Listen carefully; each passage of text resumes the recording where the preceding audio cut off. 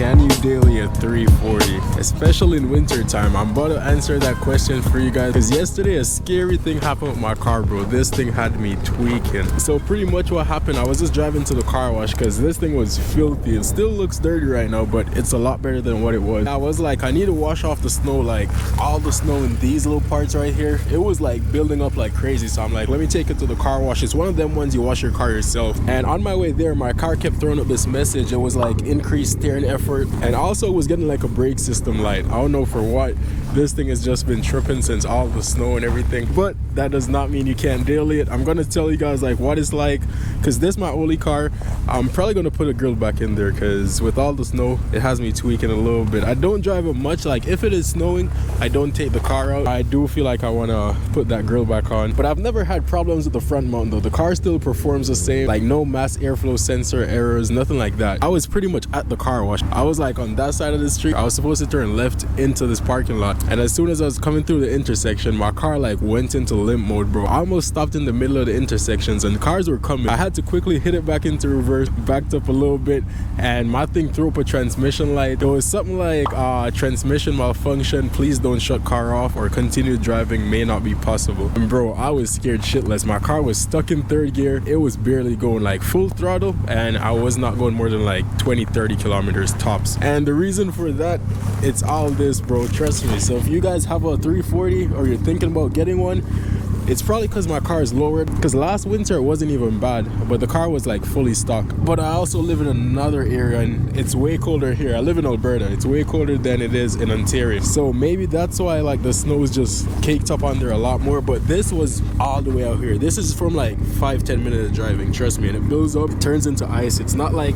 snow that just like drops on the ground. Nah, it turns into ice. And all this, it was like this big, bro. I couldn't even see it. Like standing here, I couldn't see that it went all the way back there because it is freezing outside. I'm not like trying to bend down under my car all the time. That's pretty much what happened, and it was rubbing on my tire. And as you guys know, this is a xDrive car, so if the all-wheel drive system isn't like spinning properly, if the snow is like stopping my tire from spinning at the same speed as the other ones, or however xDrive works, it's gonna throw up a light. And that's pretty much what happened on this part. Y'all can see it building up right now, all that snow, and it doesn't come off that easy. Like right now, that's easy. I don't even want to use my hand. It's hella dirty, but it can come all the way out to your tire, to the point where it's like rubbing on your tire. You'll feel it when you're driving too.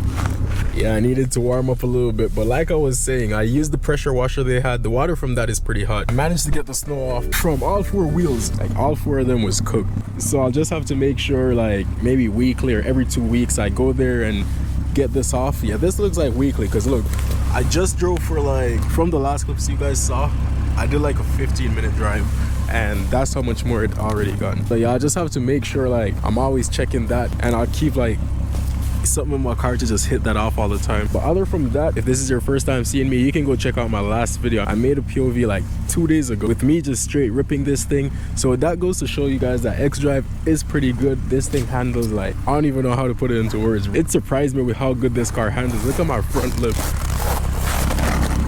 It is cooked. That's like in between my front lip. So yeah, unless you guys don't mind your car looking like this from time to time, if you're someone that truly babies it, maybe it's not the smartest thing to drive it in winter, because I just watched this thing 2 days ago, and this is probably the cleanest it's ever gonna look. Once it's winter time, this is as clean as it gets, because after one drive, that's pretty much what it's gonna look like. Still looks good though, not the cleanest, but it still looks good.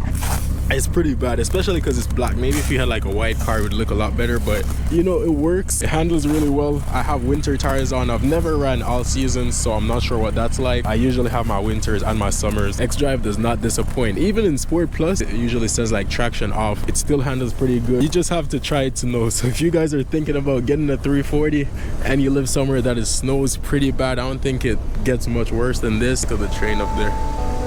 Perfect timing.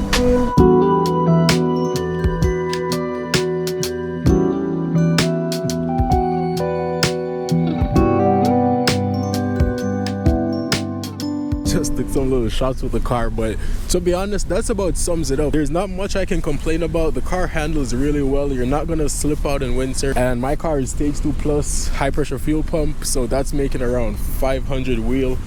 On pump gas, somewhere around there. On ethanol, probably like 550, but you're not going to be running ethanol in winter because your car probably won't start. That's the only thing I would say you guys have to look out for. Make sure I take looks around the car now, because if that could happen, then you know anything else could happen. If anything changes or like anything else happens to the car, I will make a video on it. Hopefully I don't have to and it just behaves well, but the 340 is a pretty good daily. But for this winter, this is going to be my only car. Maybe next year I'm either going to like keep the 340 and do a bunch more to it. At that point I'll get like a beater car for winter, but for now this does the job. It's not like stupid fast yet. My next power goals for this is like 650 wheel, maybe on a hybrid turbo or something, and even then I think I'll be good to daily it. So we'll see once that happens. If it happens, like I said, I might just decide to get an F82. It depends how next year plays out, whatever is more logical. The GoPro died, bro. So yeah, I hope you guys like these little informal videos. Probably gonna be seeing some more of these. I'm still gonna make POVs, of course, and maybe I'll do some things to the car, who knows, but it's not going to be like summertime, definitely not. But thank y'all for watching this video again, and I'll catch y'all in the next one.